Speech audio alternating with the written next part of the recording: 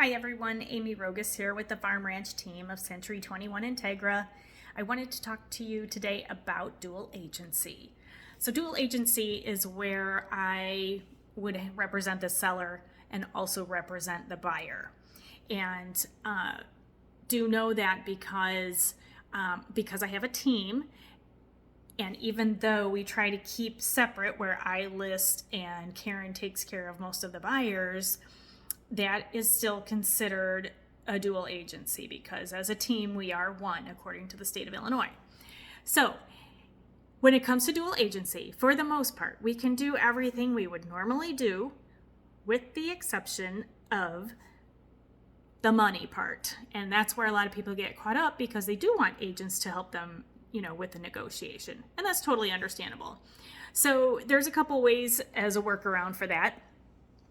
First and foremost, I have a negotiating tip sheet that I have prepared for my clients and hand that out consistently, and basically it's just to get them prepared for what to expect and how to write an offer, how to counter offer, and whatnot. So that sheet gets handed out ahead of time and you can read and study that, make it your go-to. Next, let's see, I've got some notes here, bear with me. So if I have the seller and you're the buyer, I can give you closed sales of comparable properties, just the facts. I cannot make adjustments to those sales. I cannot give you a market analysis. However, if I have permission from my seller to disclose how I adjusted those closed comparable sales, then I can share that information with you.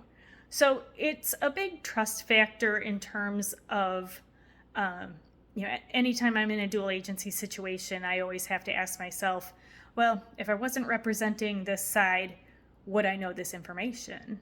And if I wouldn't, then I need to ask permission to disclose that. And a lot of times when it comes to, a situation where I just described about asking permission to disclose adjusted numbers, sellers are excited to have a buyer that is interested. And I can't say that I ever remember any of my sellers saying no, that I couldn't. The long story short is that we are all working towards getting a transaction put together. The other thing that a buyer could do would be to hire an independent appraiser to give them an appraisal, and that way it is not my opinion, and that person is licensed appraiser. And then that way the buyer would have, a number to go by, and in terms of, that's what they want to buy the house for, and then they could adjust their offer, a little lower to start so that in the end, maybe they'd end up at that number. Then let's see. My other thought was, if you see one of my properties and decide you're still really uncomfortable with the dual agency, we can certainly refer you out to another agent, and we would just, make an agreement between the other agent and us in terms of a referral. But that way, that agent could help you fully with the financial part of the negotiation. The dual agency deals have always actually been some of my favorite deals because typically it is horse person to horse person. But I always say it's not a matter of if, but when one goes bad. It could get to be a sticky situation. So long story short, if you're comfortable negotiating and you know where you want to be, like if you're a seller, if it's your bottom line, you know where you want to be, or if you're a buyer and you know the absolute max that you can spend, then, it's kind of a no-brainer. However, there's little tweaks that go into it. And, one of the things that I always recommend for people is, take baby steps and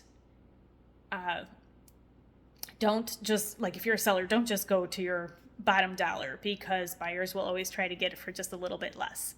And, and no shame in that. They're just trying to do their best so they can get the best deal. Anyways, so dual agency, it is something that the state of Illinois allows. It is something I have done in the past. And again, when it comes to my reputation and with the horse people, I take, great pride in being very ethical and on the straight and narrow with that, because I can't afford to have anybody say that I was unfair to them. So I hope that helps with the dual agency deal and representation. If you have any questions on it, certainly feel free to call me, 815-210-8633, or amy@farmranchteam.com. Thanks for listening. Bye-bye.